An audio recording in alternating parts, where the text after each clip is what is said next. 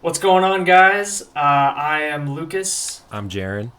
and we are the Real Bros. And today we are talking about Wonder Woman 1984 and, more broadly, the position that the DCEU is in 2021.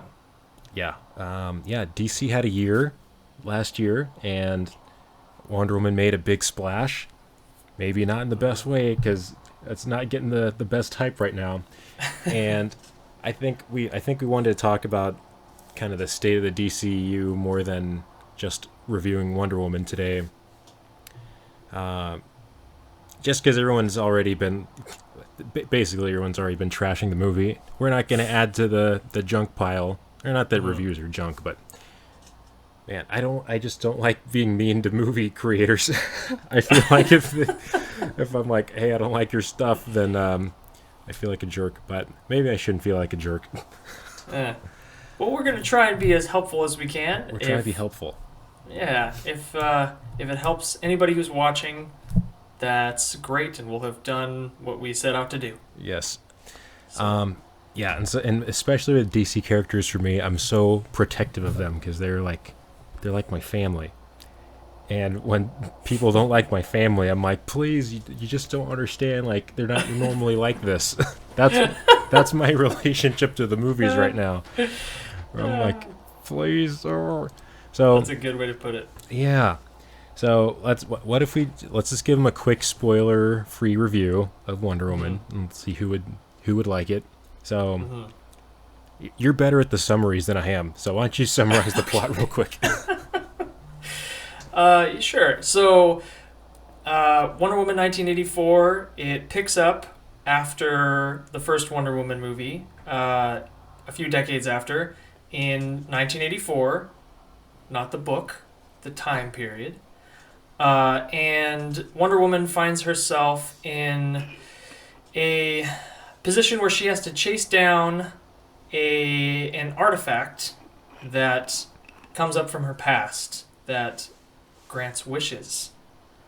And that's pretty much all I can say without spoiling anything. Yeah. Yeah, that's a fair, very spoiler-free summary. And so I think just really quick points, most people, if you see reviews, they just talk about how mostly the plot is not very well thought out. And there's a couple creative decisions, particularly surrounding Chris Pine's character, that just were weird to a lot of people. And so there's plenty of chatter about that. Um, yeah, and for me, basically, I just don't understand how the first Wonder Woman movie was like so good and so well received, and I'm like, what meetings did they have that they decided to do what they did with 84? And so because it's so different from the first one, and not always in the best ways, it's hard for me to even recommend watching this movie if you like Wonder Woman, or if you like just great movies in general. I won't be upset if you skip this one as a fan of Wonder Woman, the character. Yeah. Mm-hmm. Yeah, I'll say just super briefly, I also enjoyed the first Wonder Woman movie, and so I had high hopes going into this one. Not super high, just because I saw the trailers and it didn't. It had me a little bit worried Mhm. from the outset, so I think that set my expectations a little bit. But um, I think Patty Jenkins has done such a good job, like bringing the DC universe up a notch with the first Wonder Woman. So yeah, I guess I had a little bit. I still had some high expectations Mhm. that were promptly smashed after I watched the movie. So Yeah. So yeah, who would do you have you met anyone who likes this movie? I have not. Okay. No, and so I remember saying to you that probably only the most diehard DC fans should watch this.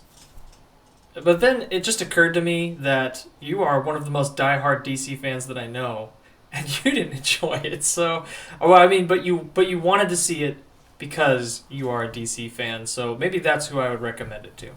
Yeah. Yeah. And I would say, just watch it for just the spectacle. if you just want to see what's going on and what everyone's talking about, do that kind of thing. I watch bad movies sometimes just so I can see, like, how bad could this really be? Why are people talking about this? But but I feel like we're kind of like trashing it a little too much though. But because there's a lot of good stuff in it too. Like sure. There, like I think set design was good. Gal Gadot and Chris Pine, they still have great chemistry together, and they played the roles really well. Pedro Pascal acted the heck out of his role, and I think there's so many people involved with the movie that did a good job. I think what really let it down was just the writing and plotting and thinking all the characters' decisions through. I promise I can talk. I'm only drinking kombucha. How much kombucha? I haven't got that deep into it yet. Oh, okay. But yeah, I think it's mostly just the writing and plotting that dragged this movie down more than anything else. So yeah, I mean, give it a chance if you like, but I won't be mad if you skip it. That's my thought. 2 cents. You have Jaren's permission to skip this movie. You do. Yeah. Cool. It's maybe it's my cousin I'd be embarrassed for you to meet. Makes sense. Yeah. So should we get into spoilers now? We're gonna get into spoilers now. We're gonna get more into what went wrong or what's weird with this movie. So if you don't want any spoilers, don't watch. But also, since I told you don't have to watch the movie, you can just hang out with us instead. I love it. All right. So I think the first thing that we kind of want to talk about was Wonder Woman's characterization, which I have quite a few thoughts about. So I'll just take the lead on this one for right now. Sure. Take it. So one thing that was really great about Wonder Woman in the first movie is she's very strong-willed. She has her own goals in mind, and they revolve around her believing in making the world a better place and that people are inherently good. And so her mission is very like philosophical and external, and it's really true to who she is. One thing that was kind of a problem for me in 1984 was how much everything she wanted just revolved around having Chris Pine, Steve Trevor, come back. And Wonder Woman's such a powerful character. It was really weird for me to see her go through the movie just pining over a guy. It's like, I don't think that's what anyone really wants from their superhero movies, except for like Spider-Man when he's down in the dumps because of Mary Jane. But that's what makes him relatable, kind of. So I guess Wonder Woman can do that a little bit, but it was like her whole character, the whole movie. And she didn't really have any goals outside of that. So that was kind of a weird thing. And another thing that I noticed, I was reading in an interview with Patty Jenkins about why they decided not to have Wonder Woman use her sword and shield in the movie, which is kind of, it's like, who cares about the sword? But one thing about Wonder Woman is she's very well known as a fighter, a warrior, and like one of my favorite Justice League of America issues is when all the villains, I think they were going by the name Injustice League at the time, they had like kidnapped the Justice League, and so Batman, since he's kind of an escape artist, is the first one to break out, and his first move is to go break out Wonder Woman, because his thought process is Wonder Woman is the best melee fighter on the planet. And I'm like, that is pretty high praise from Batman, because he's not really that nice to people. So and I loved how they portrayed her fighting in all the other movies. Like, she's fantastic in Batman v Superman, and in Wonder Woman she's stealing the show. No Man's Land scene is great cinema there. So I think also the action scenes fell flat in 1984. But let me actually find this quote about having Wonder Woman not use a sword, as I want to be accurate to what was spoken here. Yeah. Okay, why Diana doesn't use her shield and sword. So, and what Gal Gadot says about it is Diana is not aggressive. She's not there to fight. She's a peacemaker. Also, she has the higher understanding that people are not bad per se. We're all the same. So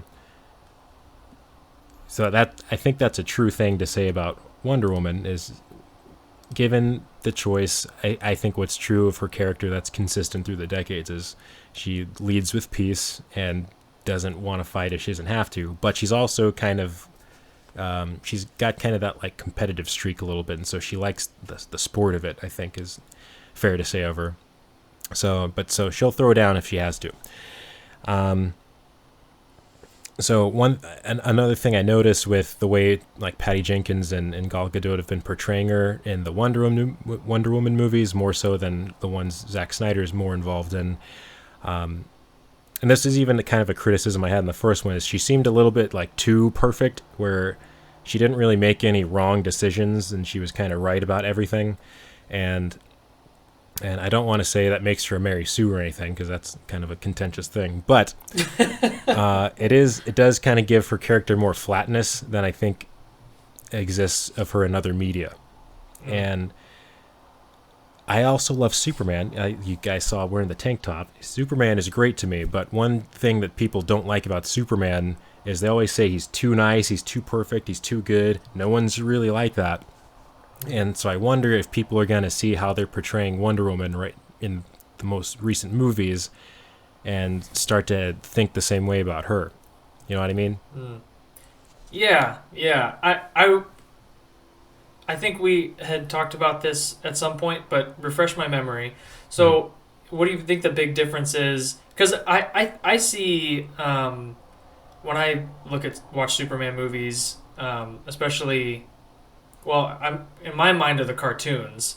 Like, one of my favorite things about Superman is the conflict. A lot of times isn't with his own moral failings or his own, it's the temptation of making the wrong decision. So he is the paragon and the ideal of hope, but he's put into situations and he lives in a world that's very imperfect and filled with, horrible people doing horrible things and people that question him and, all that other stuff.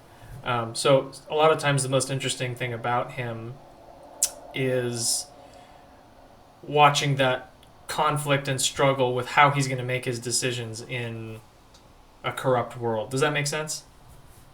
Yeah, I mean, because Superman is basically the most powerful guy. He's not, but we're just going to go with that. And I think one thing that's cool about his character is if he really wanted to, he could just fly around the world and set everything right according to his views, and pretty much nobody could stop him. There was even a comic about that where Superman and Batman switch powers, and Batman goes kind of power crazy, and he's like, "Oh, I can do whatever I want now," and so that didn't turn out very good. But but I think one thing that I agree with that's cool about Superman is instead of making right with his fists, he does a good job of leading by example and kind of showing people the way and appealing to their higher selves rather than saying, you have to do this or I'll break you in half. But when he does get mad and threatens to break people, it's kind of cool. It's like the ultimate masculine ideal, probably, is like that power under control. Yeah, ooh, you said the M word. I did. I said it. Okay. So, but I see parallels there with Wonder Woman in that she is portrayed as this paragon and she also has great power. So, how do you think that they could do it similarly to Superman and do it well? Yeah, well, I think so what I'm saying is not that the way Superman is portrayed as pretty much all the time taking the moral high ground and making the right decisions. I think that's it's cool to have a character like that. So it's less with how they write Superman, but more about his public perception, what people think of him. I see. Yeah, and so I think Wonder Woman, since she hasn't been as popular a character as Superman has probably since the 70s, and then she with Linda Carter, and then she kind of was more obscure. Like she was well known, but no one would, like someone on the street wouldn't be like, Wonder Woman would never do this. Whereas if you talked about Batman, like, oh yeah, Batman, he like never uses guns. That's his thing. So people have an opinion about that for Batman, but not so much about what Wonder Woman would do. The general audience, I would say. So yeah, so that's kind of one thing I'm curious to see play out is how is public perception of Wonder Woman gonna, form moving forward as she becomes, he's kind of like at the top of, cinematic psyche right now. You know what I mean? Yeah, for sure. So, yeah, so and maybe she'll kind of dodge that criticism because, there's lots of other characters who are like equally as strong as Superman, but people never think like Thor. Thor is really strong, pretty much a very similar power set to Superman, but no one ever says, Thor's too powerful, I can't relate to him. They always say that about Superman. You know what I mean? Yeah, because he's that ideal. So, so again, I'm just curious to see how it goes with Wonder Woman. I think the character of Wonder Woman deserves really good stories that explore what kind of moral choices she has to make. And Wonder Woman 84, I think, tried to get into that a little bit. Like we talked a little bit about how I would rewrite her conflict about renouncing her wish in order to save the day. Yeah. So if you hadn't seen the movie yet, so if you hadn't seen the movie yet, one thing that happens is, so she wishes for Steve Trevor to come back, and then the bad guy, Maxwell Lord, played by Pedro Pascal, wishes to become the Wishing Stone, so he's now like a genie and granting wishes for everybody and becoming more powerful. It just sounds really goofy when you say it out loud. But anyway, she kind of has this struggle where she's like, if I renounce my wish, then he loses his powers, and then I get my powers back, because when you make a wish, you lose the thing that was most important to you. And apparently for Wonder Woman, her most precious thing is her powers, which I wouldn't agree with if I were writing the movie, but whatever. So in order to get her powers back, she's like kind of got to get rid of Steve, but she's like, maybe there's another way. I just thought it was kind of shallowly done, because you never really question if she is going to give up Steve Trevor. You know what I mean? Yeah. It's kind of obvious, like, oh, well, she has to get her powers back to save the bad guy, or stop the bad guy and save the world. One thing I would change, and we talked about her prologue scene at the beginning also, is the beginning shows an Amazonian competition, and when she's a little girl, and then she wants to participate, but her mom's like, "Oh, you can't do this because you're gonna wait." What? I had too much kombucha. Okay, I knew it. She competes in the thing, and then she's against like fully grown Amazonian, so it's kind of funny to watch. But she's like winning the competition, but then takes a shortcut and gets ahead of everybody. Right. And so her trainer Antiope kind of stops her from winning at the last second. She's like, "Wow, it's not fair. I was gonna win." She's like, "You can't cheat your way through life to get what you want," or whatever. It was kind of immoral, and that's one thing we talked about, is usually when a movie starts with a childhood scene and there's a conflict there, it comes up later in the movie, and that's just kind of conventionally good storytelling. But that conflict she had in the tournament thing didn't really come up later. I guess wishing your way into getting your boyfriend back is kind of taking a shortcut, but also not really. So one thing I had suggested basically was if they had changed the prologue a little bit to where maybe she was using her powers that she has that the other Amazons don't have to win the competition, and maybe in a combat setting, and then her instructor stops her, because you can't use your powers just to get what you want all the time, because that's wrong, to take advantage of people. Then in the present, you have Maxwell Lord in the whole wishing scenario, and she has Steve back, and the only way to defeat the guy is you either renounce your wish or you destroy the stone, or Maxwell Lord because he's now the stone. So then if you get to the end, it's like, I got my powers back and I'm going to kill you because I want to keep my boyfriend. That would be kind of a meaty scenario because like, oh my gosh, is she going to like betray her morals and kill this guy to keep her boyfriend? Or is she going to do the right thing and renounce her wish and Steve goes away and then stop him peacefully? That would be kind of a cool thing. That's not really what happened at all. Yeah. You set up like a moral conflict. But there's a real moral conflict there. Yeah. But as it is now, you don't really question whether Diana's going to do the right thing or not because it's not that much of a conflict that's not really set up at the beginning anyway. Yeah. So I guess that turned into a little bit of a review of the movie. But do you have any other thoughts on that, or should we move on to the next thing? I think that was fantastic. Yeah, that's such a great suggestion and a way to really raise the stakes and improve characterization. So I'm all about that. I guess I'll just kind of segue into.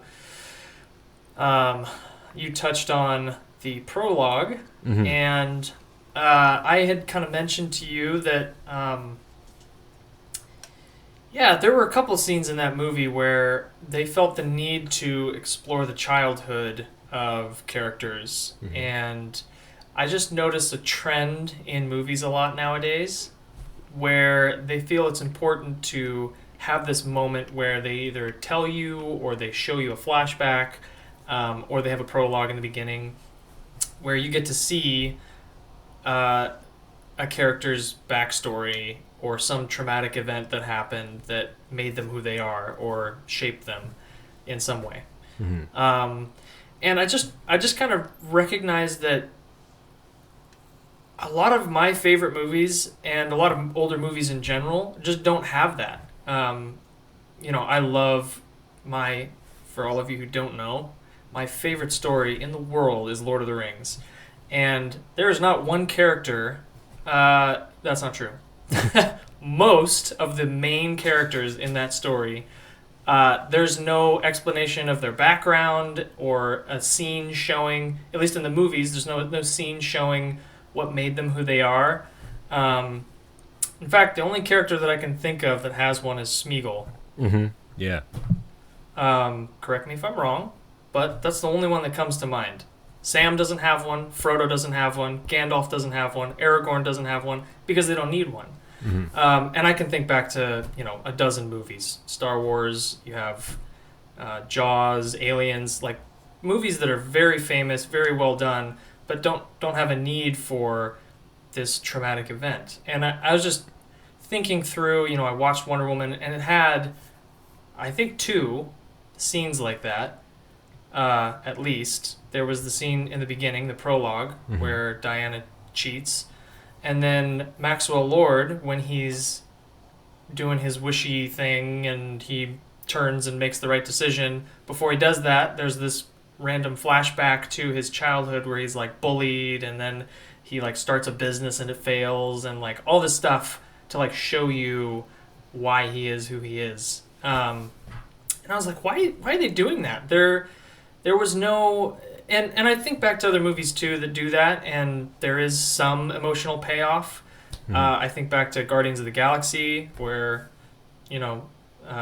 Star-Lord has his mom that dies, and then later in the movie, there's the payoff because he didn't take her hand when she died, and so he holds their hands, and it's this emotional payoff. But I just got to thinking, I think a lot of modern movies are including this as a substitution for character. I think that a lot of times when you show something that happened in the past, significant, it's traumatic sometimes, and then you have a scene that mirrors that and they're able to make a decision, it looks like there's some kind of character development.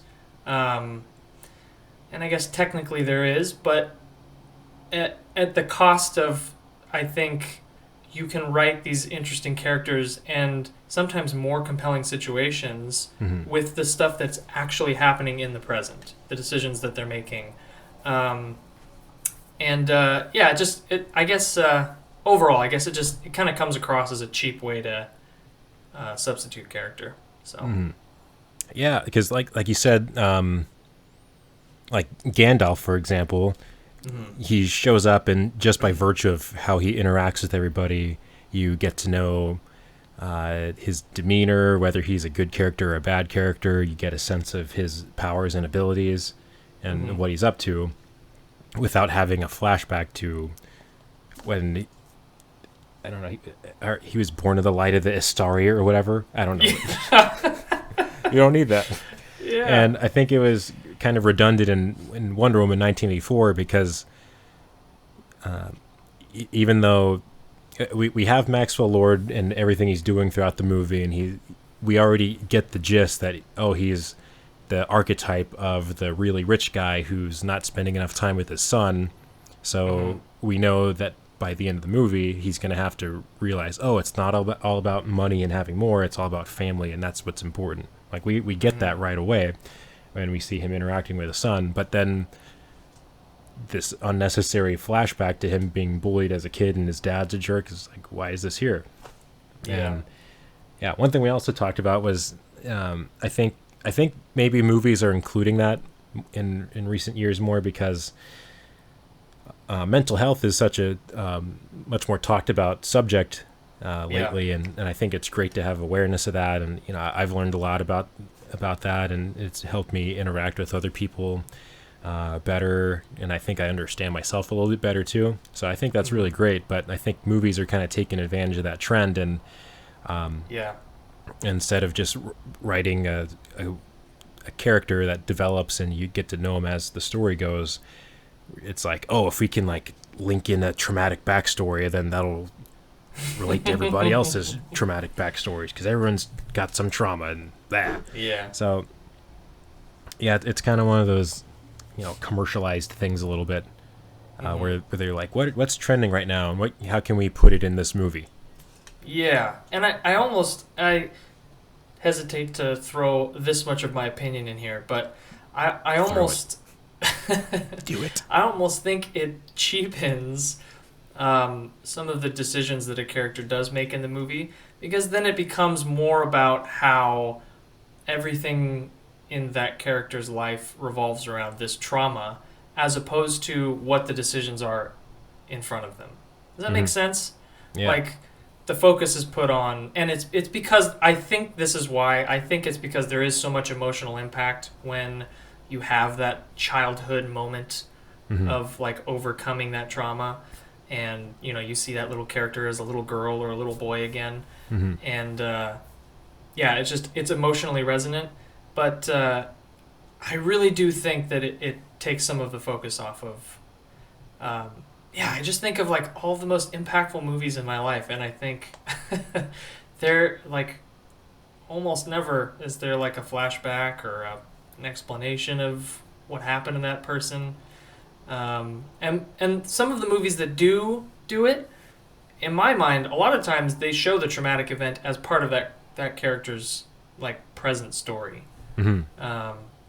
So I think of like Spider-Man. When Uncle Ben dies, that starts the movie. I mean, essentially, he becomes Spider-Man because of that, and the entire movie deals with that. With Wonder Woman, it's like she's dealing with all of these kind of unrelated problems, but they feel the need to like plant this seed of she cheated, which didn't even really pay off that well. But they felt the need to put that in there because I think everybody else is doing it right now. Yeah. So I think that kind of leads in actually to our next thing, as we were talking about the trend of movies. One thing I don't like when I'm watching a movie is when I feel like I can hear the executive meeting happening. We're like, okay, we need to have this kind of character doing this kind of thing, wearing this kind of clothes because it's going to appeal to these demographics and we want their money. And into movies made by committee essentially, where all these people are putting in their input to maximize profits in an opening weekend rather than letting a storyteller tell a story.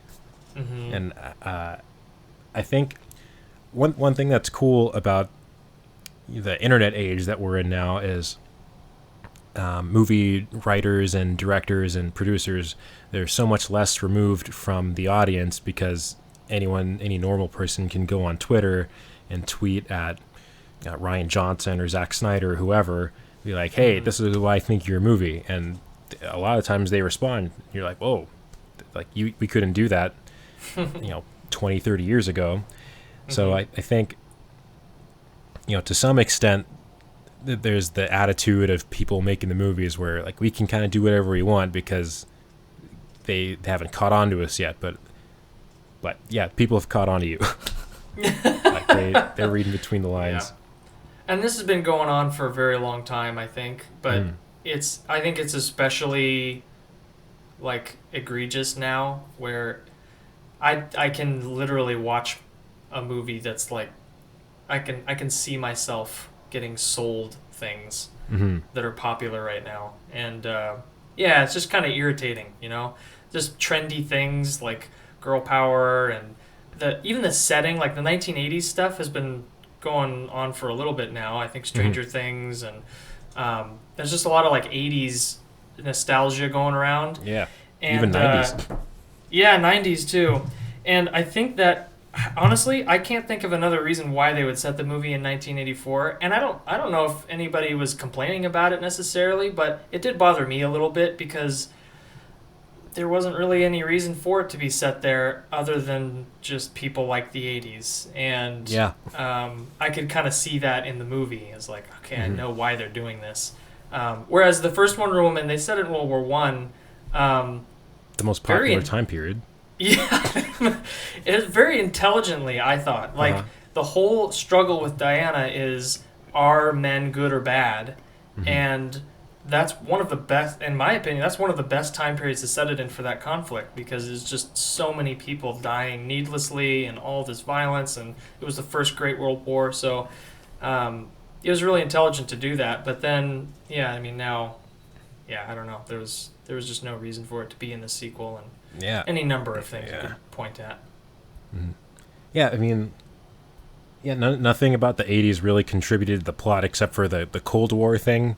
And I don't want to talk about that because it just makes me think of what the heck Maxwell Lord was doing with his plans. I'm like, just really, really not well thought out. But but I think outside of that, there's not really any purpose for it being in the 80s other than let's have fun shots of people wearing 80s style exercise clothes, and the mall is really brightly colored. I'm like, and what's funny is I watched Wonder Woman 84, and then like the next day I started watching season 3 of Stranger Things because I hadn't seen it yet, and I'm like, wow, this feels so much more genuine to the 80s rather than it's kind of focus tested, like the 80s are popular, let's do this kind of thing.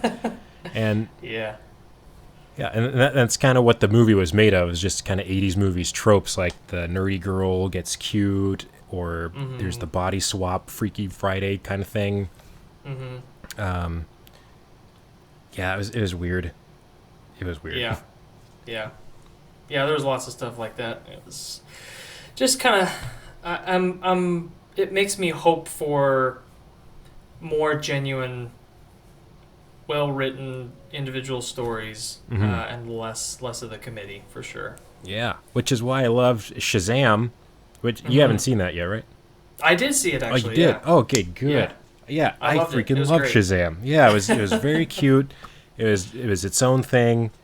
And I really felt like, even for, I don't think it's like perfect or like super amazing of a movie, but I think you can really feel the genuineness come through everybody who was involved in the movie. It was very, very earnest, almost like a Sam Raimi Spider-Man movies are very earnest and very hopeful, optimistic about the idea of being a superhero and kind of having this larger-than-life character. So I loved it. I cried watching Shazam. It was great. I couldn't believe they pulled it off how they did. So give me more Shazam. So, but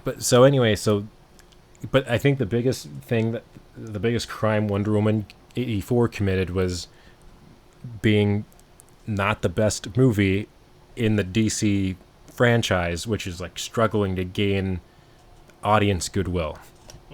So what do you think DC Films needs to do moving forward to get some of that goodwill back? This is breaking my heart. Oh, man. Yeah.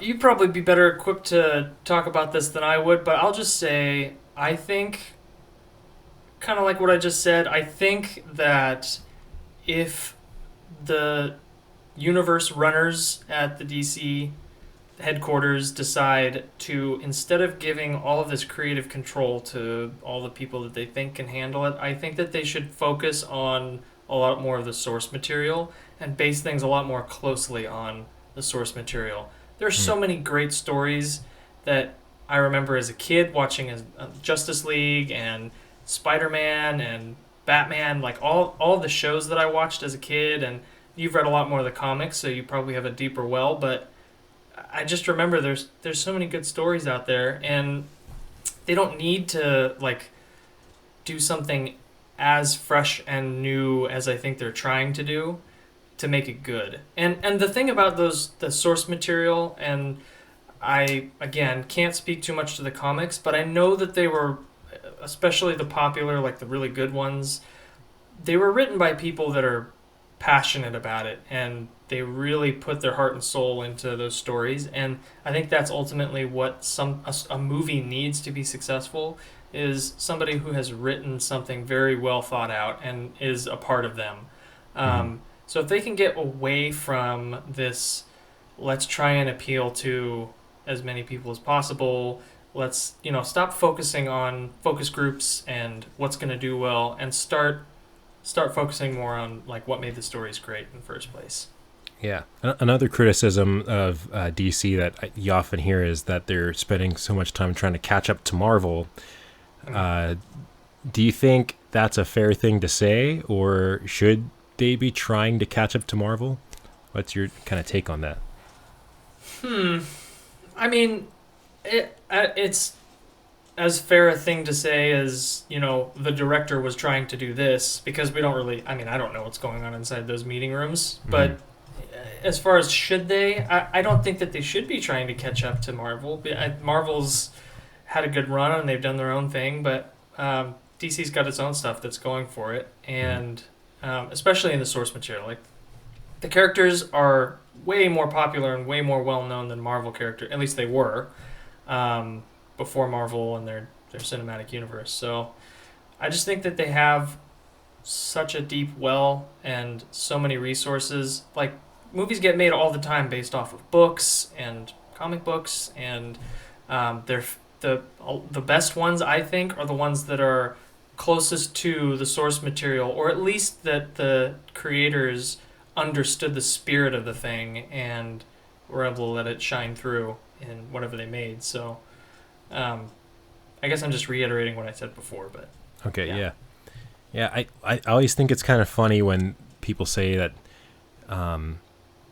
DC's trying to catch up to Marvel, because superhero cinema wouldn't be where it is now without like 70s Superman and 80s Batman. You know what I mean? Like, they totally paved the way for where we are now, and even Christopher Nolan's The Dark Knight is like the first $1 billion comic book movie.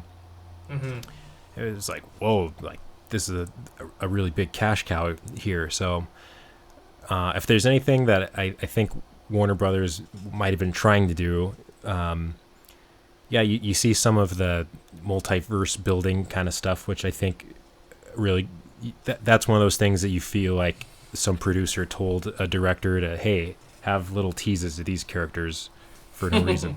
Like, that's one of those things that just kind of smells funny. But in another way, I think Warner Brothers and DC was like almost tripping over themselves, and when they saw how big The Dark Knight got, it was like, does everything need to be like that? And I think The Dark Knight's kind of one of those like lightning in a bottle type of movies where it's going to be really hard to get that to strike twice. And that was so much of Christopher Nolan's own passion and inspiration that he put into it. He wasn't trying to be like anything else. Which is really evident when you kind of compare Christopher Nolan's Batman to like comic Batman. There's a lot of kind of stark differences. You wouldn't really picture Christopher Nolan's Batman being able to go toe to toe with like Superman, but that doesn't mean Christopher Nolan's Batman isn't a great character or isn't a great movie. It's just very much its own thing. So I think, so I think what they lost sight of is when you let the storyteller tell the story, that's when the magic happens. But it's not when you try to copy what that storyteller did. And try and make another Christopher Nolan Batman movie without Christopher Nolan. You shouldn't really try that. Yep. I wouldn't try it. Yep.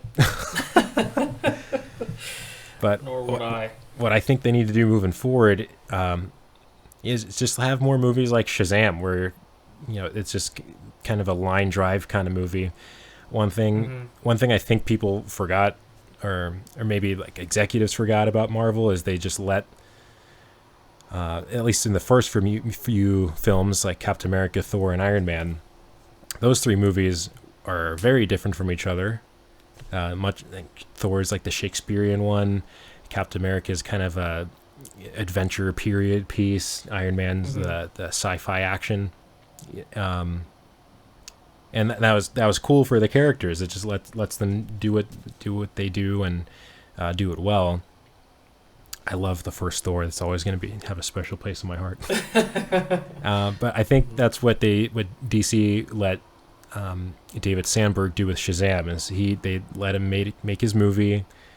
He was passionate about the source material, and the actors were as well. And then it turned out to be, a great little film. So, yeah, just do that. Don't worry about what's trendy. Let what's in your heart come out, and it's probably gonna be pretty nice. I love that. We definitely need more of that.